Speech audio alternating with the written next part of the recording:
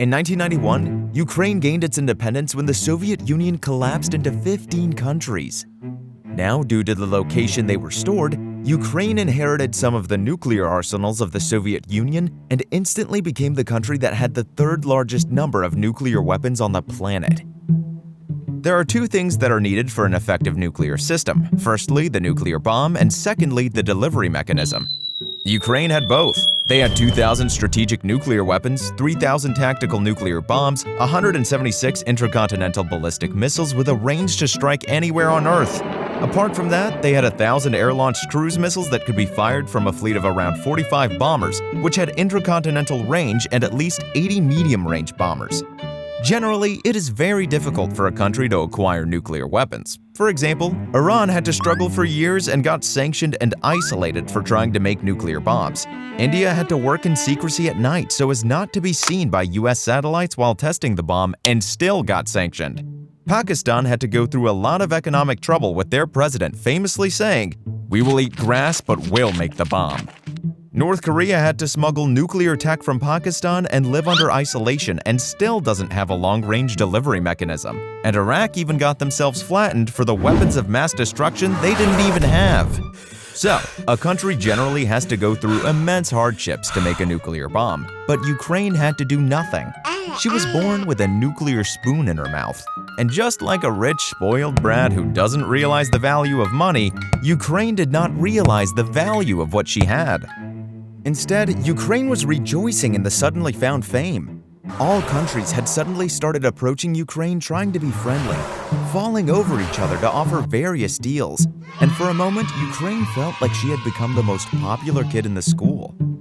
Ukraine suddenly started getting invited to the elitist clubs in the world with the most powerful and richest countries in the world. But Ukraine had started to feel the discomfort of being a poor kid in a rich neighborhood and started to dream of being developed like those European countries out there. And then various countries started pressuring Ukraine to give up the nukes. America even offered money to Ukraine, but only if she gave up the nukes. There were very few in Ukraine opposing the nuclear disarmament. One of them was a former nuclear base commander who argued in their parliament that it was romantic and premature for Ukraine to declare itself a non-nuclear state, and insisted that it should retain at least some of the long-range warheads as a residual missile force to deter any aggressor.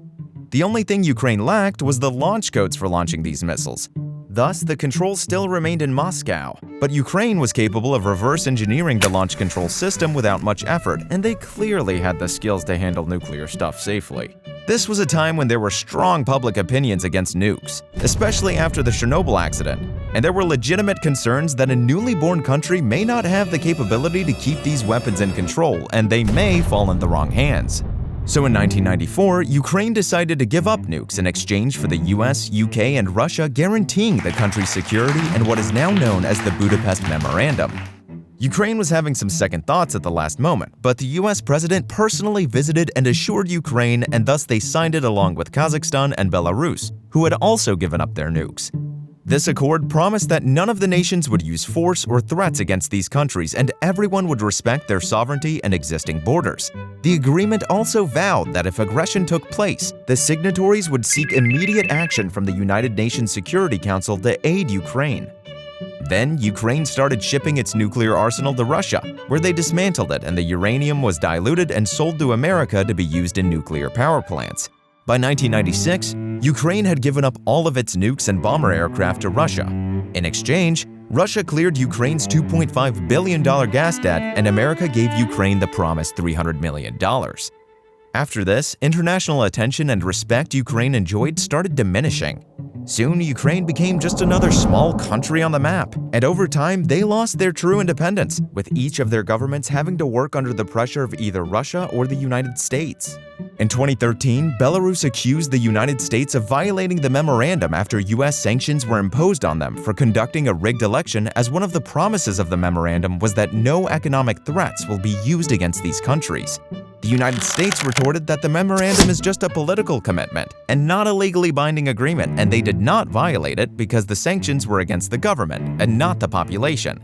Then in 2014, Ukraine accused Russia of violating the memorandum when Russia took over Crimea.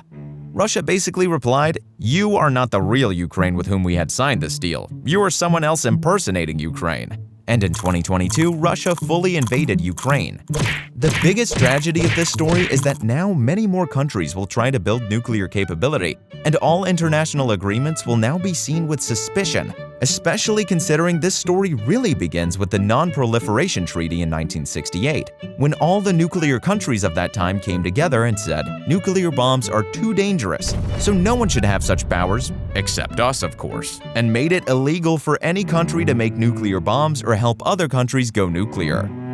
Since then, almost all countries have signed this treaty, except for India, Pakistan, Israel, and South Sudan. India and Pakistan in unison argues that this treaty is discriminatory, and both tested nuclear bombs in 1998 and received sanctions and condemnation from everyone, including Ukraine. But yeah, they legitimately had a moral high ground. Schrodinger's Israel, on the other hand, deliberately neither confirms nor denies possession of nuclear weapons. But they really have it and are being smart about it, as if they know if they confirm, they will get sanctioned for a few years, and if they deny, then there is no point in having nuclear weapons as a deterrent. And as for South Sudan, they are a newborn country plagued by civil war and poverty, so they have more pressing concerns than signing a treaty. Are you in favor of the bomb? You cannot do tapas, isn't it? You have to have strength. So it's good you to all have repeat. You are all repeat strength, respects, strength. That is the answer to my friend.